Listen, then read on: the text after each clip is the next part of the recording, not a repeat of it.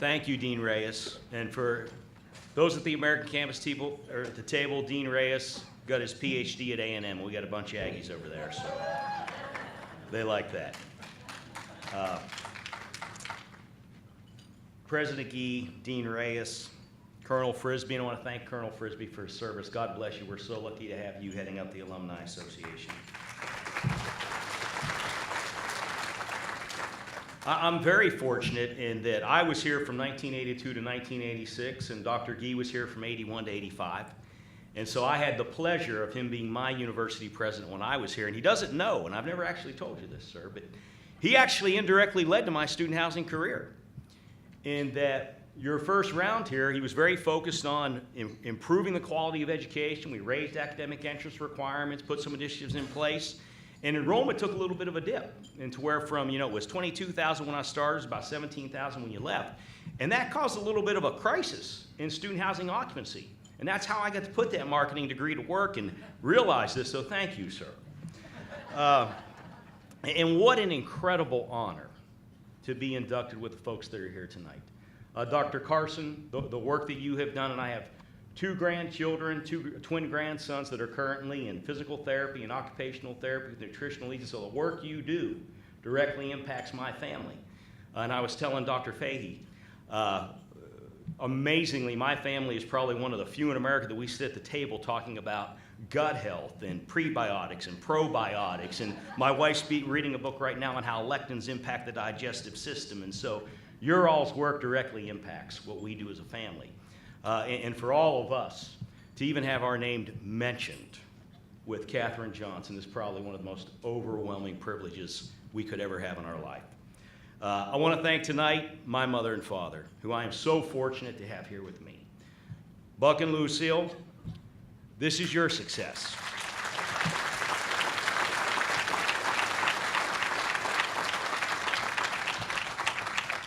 I have always said you can judge an individual's success by the success of the character and accomplishments of their children. So this is your night. Ryan and Lauren, who are here, people will judge me decades from now based on how you live your lives. And so I hope you understand that awesome responsibility. I also, and my lovely wife Jamie, who I met at Summit Hall, first in the laundry room there, we now build in-unit laundry facilities, and every time we put the washer and dryer in the unit, I feel like some poor sap's not going to meet the love of his life. And so my wife, if you saw my transcript, when I did speak at the B&E College 2 years ago, I showed my transcript the semester before I met Jamie. It was a 1.0. True story. And did very well after I met her. So she has truly been the inspiration behind all of my success. She, my son Ryan, and daughter Lauren, you're the center of my universe. And the American Campus team sitting back here, we got the representatives. First, we did decide to sponsor tonight because I knew the American Campus folks here would at least double the bar tab. And so we felt obligated. But anytime I receive personal accolades, it is only a reflection of an incredible, dedicated team of people that I am so fortunate to lead. And every award that I get is a tribute to all of you and what you do, and that I am so fortunate to be your spokesman and your leader and to benefit from what you as a team have created. West Virginia University really prepared me for my career, as you heard. And I lived at Summit Hall. Who here lived at Summit? What an incredible place. And literally, I loved my college experience. My longest lasting relationships and friends came out of that facility. And literally, sitting in marketing classes and being at Summit Hall and seeing a decline in enrollment and occupancy suffering, it all clicked for me. And if you looked at student housing when we were here back in the 70s and 80s, you had on-campus housing was built in the 30s, 40s, and 50s, and off-campus you had low-quality, absentee landlord, not too good of housing.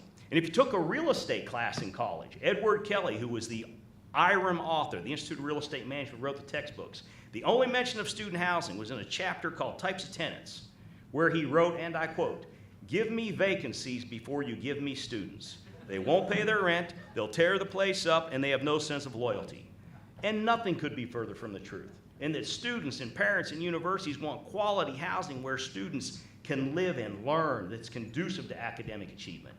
And so my experience here at Summit Hall only made me see an opportunity that the rest of the world had a misperception was neglecting, and created the opportunity to really, when you look at what I have been so fortunate to make a career of, is to take my college experience, which was so formative and so personally fulfilling and rewarding, and to try to replicate that at every university around America. And so this university truly, perhaps for me more than anybody else, I've never left college. It's fantastic. But it really formed who I am, and it did prepare me. I did, when I came to college, want to major in criminology. I wanted to join the Secret Service. But I realized the president's kneecaps are not the most vital organ, and at my height, I wasn't going to get that too good of assignments. I then did major in accounting. And after the second time I took Accounting 52, I realized it really was not for me. Unfortunately, very true. That was part of that 1-0 semester. But the professors that I had, as I sat down today to think about my remarks, instantly, every professor came to my mind. Not because I have a great memory, far from it, but because of the impact they had on me. Bob Connor, loved that man. No textbook in that class, it was my favorite. He walked in with the syllabus, said, "You went to the bookstore, didn't find anything, did you? Made you geeks really nervous. The rest of you, you're marketing people." Phil Mahan, Patricia Gakey, Dr. Wilson, Dr. Pittman, Charlie Hooper, personnel management. My God, what a legend at this university. But they taught me things that I still think about today, and I still put into action. And so I have to thank this university, and Dr. Gee personally, again, and that I truly would not be standing here before you today, and the company that is American Campus that is blessed to employ 3,500 people and house 135,000 students on over 90 campuses across America, would not exist. And so the story that you hear of my success is truly the success of this university, and I want to thank you. I also, I'll save this for last because I might tear up and hope I don't. I already am. I've had great mentors in my life, starting with my father, the Brook High football coach, Paul Billiard, and one of my greatest mentors was a man named Dan Burke. And Dan Burke, who was inducted about a year ago, 18 months ago, to the University of Texas Academy of Distinguished Alumni, which I had the privilege to do his video. Dan Burke was the greatest mentor I ever had. I met him when he was 72 years old. He was the retired chancellor of the University of Texas system. I wanted someone from higher education to be the independent chairman of our board of directors. And I read Dan's resume, and before he was the chancellor of the University of Texas system, he was their CFO, and before that he was the leader, the #2 guy at Getty Oil that ran their worldwide diversified operations, founded ESPN, just an incredible man. And he taught me more about how to be a gentleman, how to be an executive, and how to give back than any human being I've ever met. And Dan died of lung cancer right before he was inducted, actually 2 weeks before he was inducted at UT. And I found out after his death the last thing he did with our team was to nominate me and send a letter to nominate me for this award. And so, love you, Chief. I know you're here with me tonight. Thank you very much.